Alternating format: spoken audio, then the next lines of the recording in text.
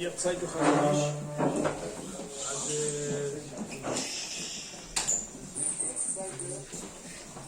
écoutez notre Hachem en Mordechai, qui va nous parler un petit peu du Chazonish pour son Mitorer, votre Hachem, Lélu Nishmato, tout le Olam HaTorah, tout le Olam HaTorah, tout Bnei Brak, c'est-à-dire tout le Olam HaTorah, a tenu, tient grâce au Chazonish. ודאי יש עניין גדול לעורר קצת et de s'imprégner un petit peu de sa chiout. Et Bezrat Hashem que Zchuto Yegen Alenu, Bezrat Hashem il se fout tout ce qu'il a fait pour le Ramal, la Torah dans le cas d'Israël, et que ça nous aide nous aussi à bien être remis le Torah.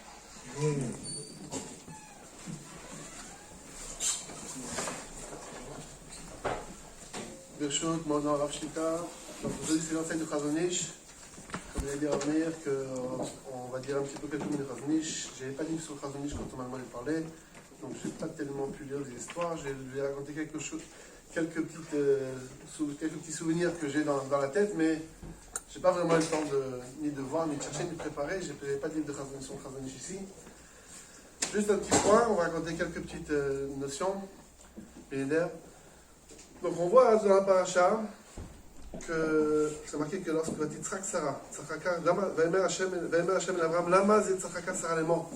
Pourquoi Sarah elle a ri et elle a dit est-ce que à mon âge je peux avoir des enfants?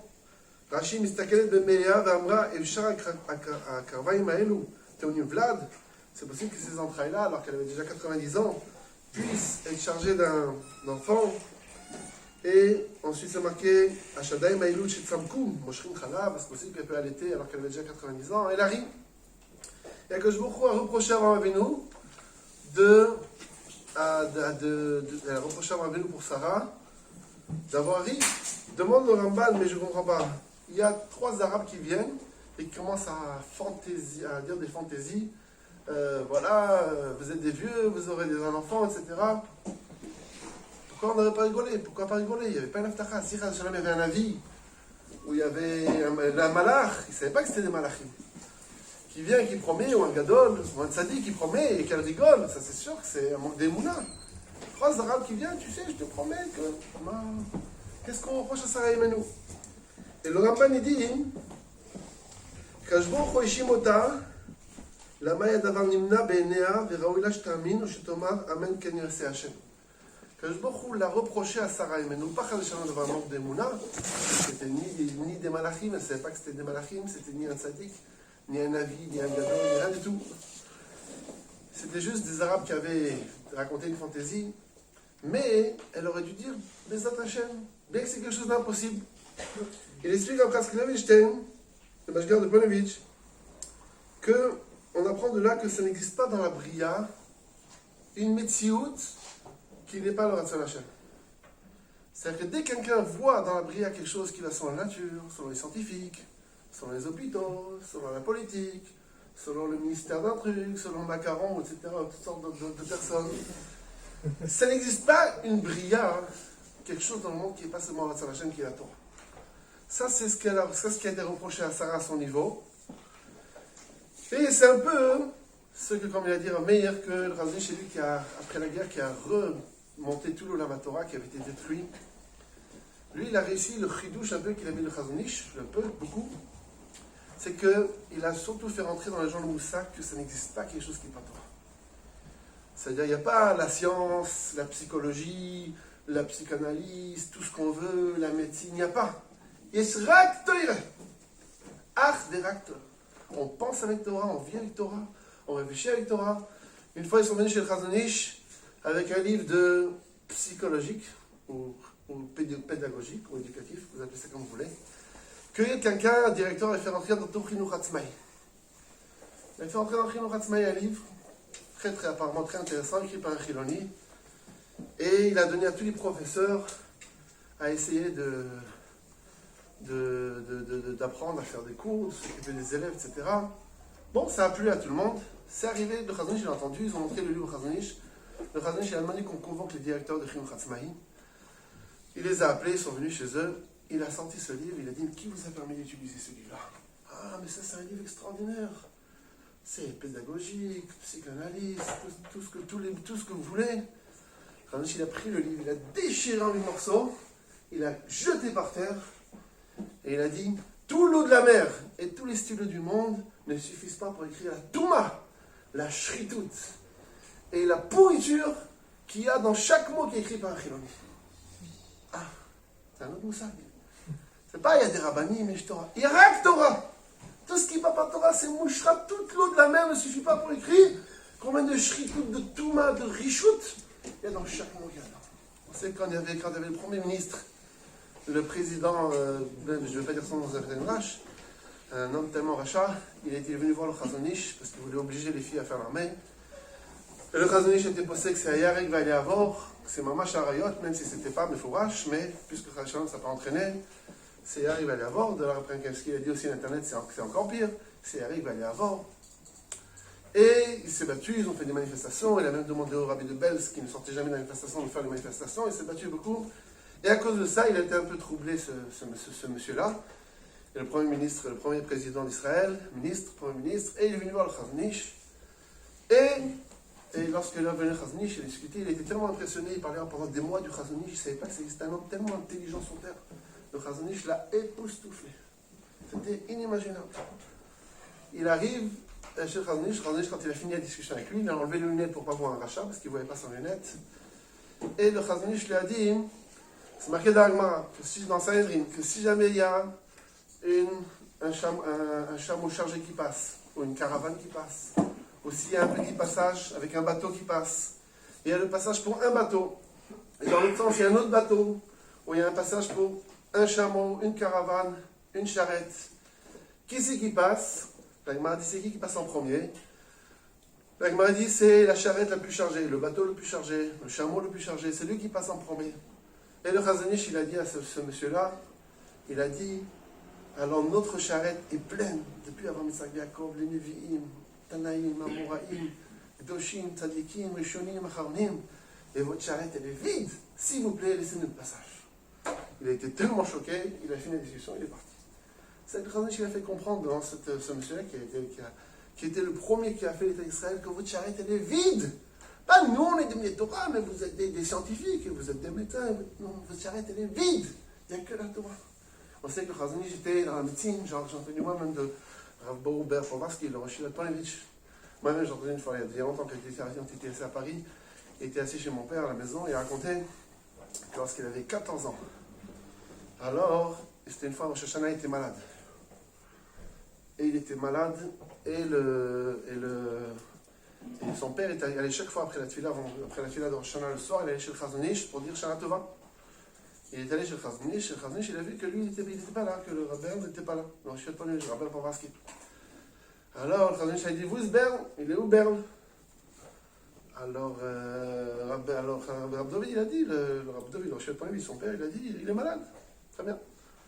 Le lendemain, après-midi, après qu'ils ont fini la tefila, le Seuda, il voit que le Chazon Ish se promène dans la rue. Rosh Hashanah, ce n'était pas son habitude. Il se promenait très tôt le matin, après la tefila du Netz, mais le matin après-midi, il se promène dans la rue. Ils s'approchent de leur rue, ils ont vu par la fenêtre, et ils montent chez eux. Ils étaient très étonnés. Tout de suite, ils ont vu lui ranger à la maison, etc. Le Chazon Ish arrive, toc, toc, toc. Ils ouvrent la porte. Le Chazon Ish, qu'est-ce que vous faites là, Rabbeinu? Qu'est-ce qui se passe? Comment qu'est-ce qui se passe? Tu m'as dit qu'il est malade, Bikur Cholim, j'ai chôné. Une mitzvah de Bikur Cholim, comment je peux rater? Rendre visite à Berle. Bon, il rentre, il regarde Berle, il parle avec Berle, il avait 14 ans. Et il examine, il avait une infection, un bouton sous la bouche, qui était infecté. Et à cause de ça, il avait de la fièvre. Le Chazon Ish, il a bien regardé le bouton. Il a demandé où est le porte-monnaie. On l'a montré, il a vite couru, il a pris le porte-monnaie en plein Rosh Hashanah. Il a donné l'argent à Rav David pour voir ce qui est dans la main. Il a dit, tu prends vite un taxi. Tu cours, il n'y avait pas de taxi à Bnei Brak, mais il fallait courir quelque part pour chercher un taxi. Tu vas vite chez tel professeur à Tel Aviv, qui habite à telle adresse, et tu lui dis tout de suite de traiter ce sujet-là.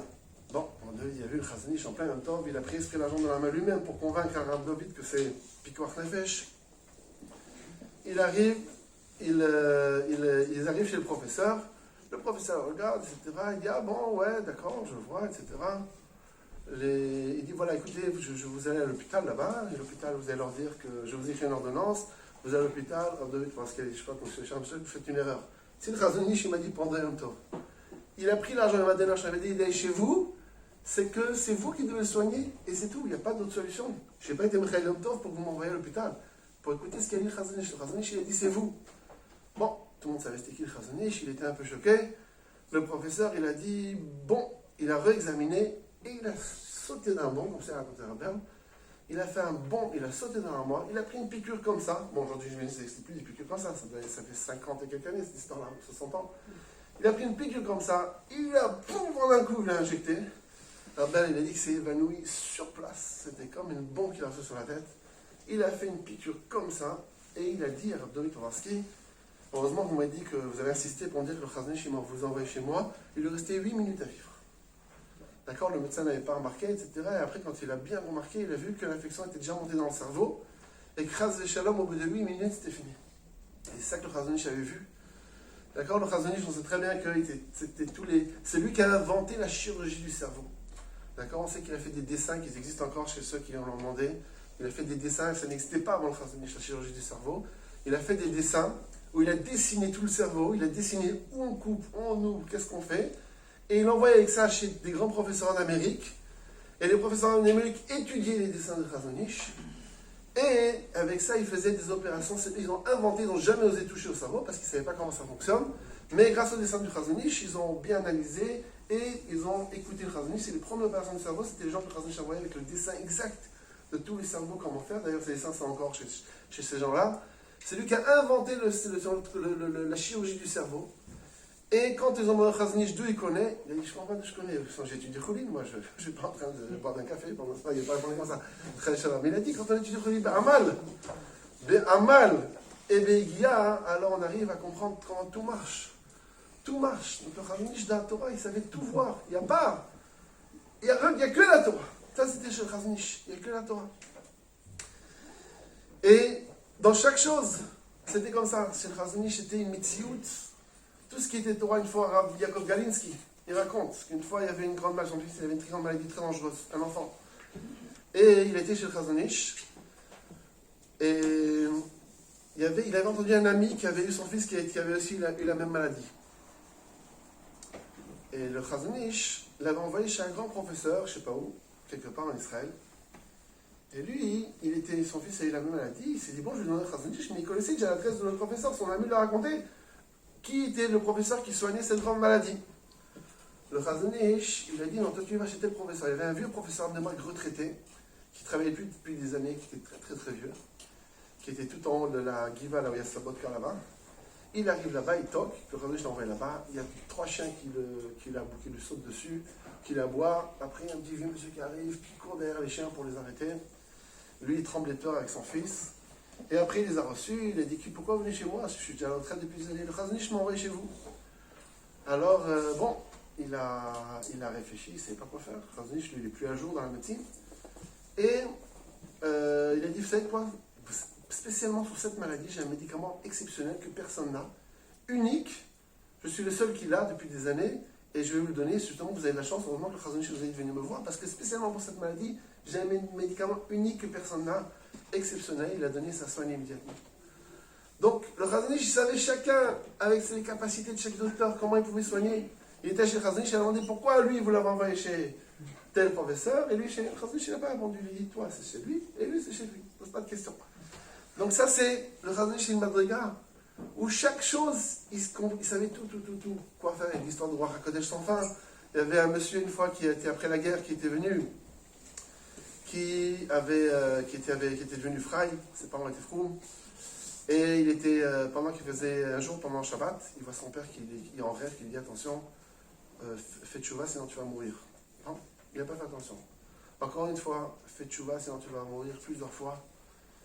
Et ça a duré très très longtemps. Et au bout d'un certain temps, la personne, un jour, elle rentre vendredi soir à la maison, très tard, et elle voit de la lumière. Elle s'est dit, tiens, pourquoi c'est allumé? Moi, j'ai éteint la lumière avant de partir. Alors, il rentre dans la maison, il voit son père avec une grande lumière devant lui. Il dit, c'est la dernière fois que je viens te voir, cette fois-ci je suis venu en chair et en sang, parce que tu es têtu. C'est la dernière fois, tu vas chez le Chazon Ish, à Bnei Brak, et tu lui demandes comment faire tchouva. Tu vas chez l'Alma, tu lui demandes comment faire tchouva. Il a été tellement effrayé cette fois-ci-là, qu'effectivement, après Shabbat, il est parti chez le Chazon Ish. Et quand il est rentré chez le Chazon Ish, il dit, nous, combien ton père est venu me voir? Jusqu'à quand? Pourquoi tu as mis tellement de temps à venir? Ça fait déjà des semaines, ton père vient me voir pour me supplier d'essayer de te faire tchouva. D'accord, il y a beaucoup d'histoires comme ça, que j'ai plus tellement en tête, mais il y a beaucoup d'histoires comme ça avec le Chazon Ish, l'histoire de Roi Kodesh, de Gilouim. Mais le Ikar, ce qui nous concerne, c'est pas seulement tous ces Gilouim, c'est la manière dont le Chazon Ish, chaque chose, c'était que Torah. Que Torah, il n'y avait rien d'autre que Torah. Une fois à Shadron, il y avait des gens qui ont critiqué, ils faisaient beaucoup de blagues dans ces drachot, des sketchs, des mimes, et tout le monde rigolait, pleurait, c'était tout un théâtre. Ils l'ont critiqué, qu'est-ce que tu fais, une nouvelle derrière, une nouvelle chita de drachot? Avant, quand on faisait une dracha, c'était sérieux, et toi tu fais des blagues, tu fais le rigolo. Et il a demandé au Chazon Ish, qu'est-ce que je fais? Alors le Chazon Ish, il a dit, écoute, tu veux que je te dise, fais-moi une dracha, mais exactement comme tu fais devant le public. Il a commencé à faire une dracha, il a fait les rires, il a fait tout, c'est son sketch, ses rires, c'est rigolo. Je ne sais pas si vous n'avez pas connu un chanteur, c'était très spécial. Et comme ça, des blagues, il rigolait, etc. Le Chazon Ish, il a dit, si tu étais là il y a 200 ans, la scala, elle ne serait même pas pu commencer. Ça veut dire que si tu étais là, tu aurais pris concrètement les gens, dans les blagues, dans les rires, dans la vie quotidienne. Pas, il y a la Torah, bon, on vient une fois, on va se repentir, on va écouter une dracha, très bien. Et après, on vient, on regarde les informations, on est ici, on est à jour.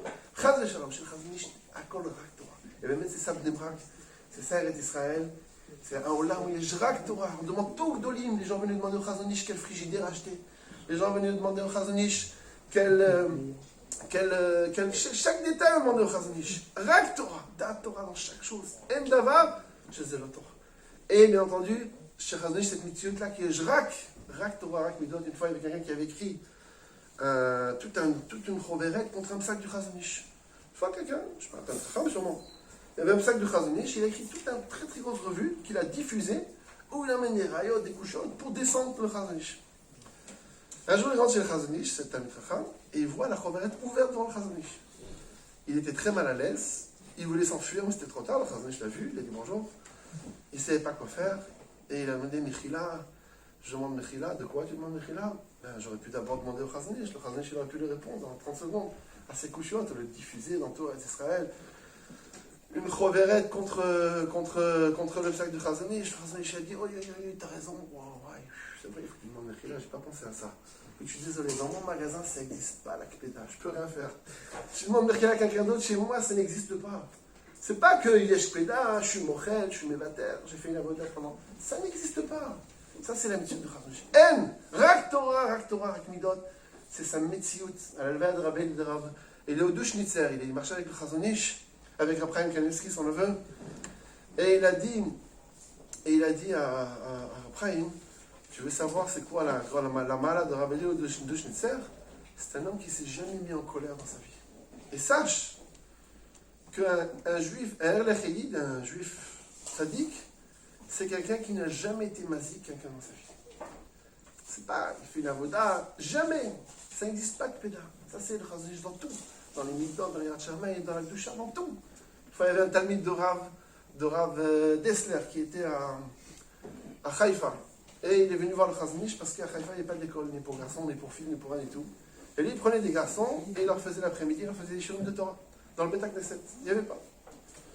Et il est venu chez Chazon Ish, il a dit qu'ils ont dit qu'il n'y a pas d'école pour filles, ils veulent mettre une mechitza et que les filles aussi viennent écouter les cours. Alors, il est venu demander au Chazon Ish. Le Chazon Ish a dit, pourquoi tu me demandes? Je vais demander au Rabbanim de Haïfa. Ça ne manque pas des Rabbanim. Il a dit, non, les Rabbanim de Haïfa m'ont dit de demander au Chazon Ish. Alors, le Chazon Ish, il a dit, ah bon, ils ont dit de me demander. Il a tiré l'oreille très fort. Il a tiré la veste très fort. Il a dit, écoute bien ce que je te dis. Le Kem chez les loups, Sonezima. Il a répété, il a hurlé, Sonezima. Il n'a rien compris, il a juste compris qu'il faut faire très très attention. Pas commencer à dire c'est moutard, c'est assaut. Tu sais que c'est dangereux. Tu viens à côté de la Mechitza, des garçons, des filles. Ne commence pas à te poser des chélotes. Tu l'as tiré l'oreille, tiré. Et le Kem chez nous, Sonezima, ça veut dire ne pose pas de chélotes, c'est moutard à pied à la fin. L'amtiou, tu sais que c'est dangereux. Alors, arrête avec ça. Il est rentré à Haïfa. Il a dit, bon, le Chazon Ish, il m'a tiré l'oreille. Il m'a dit, le Kem chez nous, Sonezima. Et la même semaine, il y a une réunion à Haïfa de Rabbanim, d'Askanim, ils ont ouvert un Bet Yaakov. Donc ça, c'est ce qu'on apprend, ce que le Chazon a fait, c'est que l'année prochaine, dans notre temps, il y aura la Torah et je règle Torah. On veut savoir quel frigidaire on achète, on demande de le donner. On veut savoir qu'est-ce qu'on fait une médecine à col. Même si, ça c'est la médecine, même si des fois on est contraint, on est obligé de demander de ça, mais de savoir qu'on n'est jamais branché à un olam, à des informations autres que Torah, chez Mezakenu, בזכות החזון איש מרן החזון איש החזון עם קדוש נברכה זכותו יגננו, כל כולם דבקים בתורה ואתם הדבקים באדמה אליכם חיים כולכם היום.